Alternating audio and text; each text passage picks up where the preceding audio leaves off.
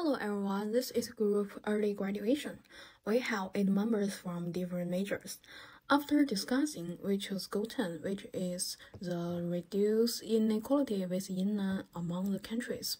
Therefore, our presentation today is about the research on the reduction of inequality of China's Belt and Road Initiative. Our presentation mainly divided into 8 parts. Well, let's begin at the first part, the abstract. This study is based on China's BRI, that is a Belt and Road Initiative, combined with United Nations Sustainable Development Goal on reducing inequality. Firstly, by analyzing the results of BRI in reducing inequality and the background of globalization and economic integration. What's more, this paper will, from the perspective of economic and sociology, summarize the significance and far-reaching impacts of the reducing inequality contained in the BRI. Now, let's turn to the second part. The second part is research background. As the global economy continues to languish and the gap between the rich and poor widens, it is important to find a foundational way out for global economic development. Chinese President Xi Jinping proposed the BRI in September and October 2013, with the aim of exploring new paths for global economic development. Since its implementation, the BRI has been widely welcomed by countries around the world. Let's turn to the third part, the problem statement. All over the world, there are various inequality within and between countries. As a socialist country, in the process of building the BRI, China has taken on multiple roles and become a participant, builder, and contributor in addressing the problem of inequality in the world and regional economy. China will adhere to the development strategy of mutual benefit and win-win cooperation with other countries. But it also faces a question about the plundering of the resource benefits and the promotion of neocolonialism. This study argues that BRI is anti-inequality, which is the foundational way to reduce inequality in the process of globalization. Next part is research purpose. The core contradiction of today's global economic development is the inequality of development among countries. The way out for economic development shouldn't be anti-globalization, but complies with globalization. BRI is not only an important measure to adapt to globalization, but bears the historical mission of reducing inequality. Our research is to point out BRI is effective in solving inequalities in the process of globalization. Next part is the research methods. First one is the literature research method. We collect relevant works, academic journals, newspapers, regulations, and documents, then extract facts and examples related to the research to enhance the persuasiveness. Second is the historical comparison method. The research expounds the development process, achievements, and future significance of BRI from a historical perspective. It explores the historical reasons and background of the formation of BRI. Now let's look at the concept and background. BRI is the abbreviation of Secured Economic Belt and the 21st Century Maritime Secured.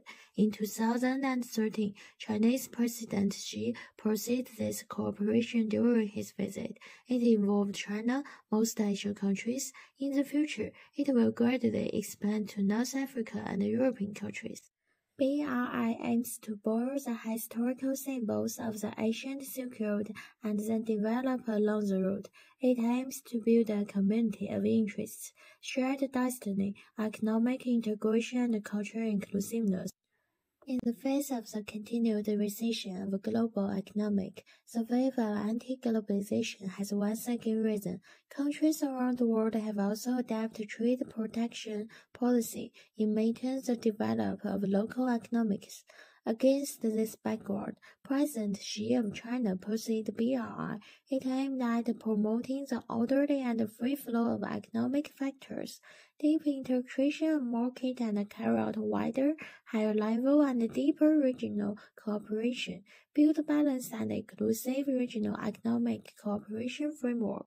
Because of BRI, the Asia Infrastructure Investment Bank, the Silk Road Fund, has been established. Many international cooperation has been convinced. They further enhanced China's international influence, appeals, and shaping power, and made major contribution toward peace and development. Next one is part 7, significance of BRI in terms of reducing inequality. BRI aims at common development and is open to all countries. By November 20 this year, China has signed 206 MOUs with 141 countries and 32 international organizations. More and more countries are joining BRI. Under current international situation and economic background, BRI has important implications for development, especially in terms of reducing inequality. It has the following three meanings. First, theoretic level. Its attention to the different economic and social backgrounds between developing countries and developed countries, which makes the discourse power, dominant power, and influence of developing countries in the capitalist world system more and more prominent. Second, realistic level. Provide specific and executable plans for developing countries to seek economic growth and development, especially ensuring of development experience in infrastructure, investment, and construction, and narrowing the gap between rich and poor caused by the operation mode of capitalist system.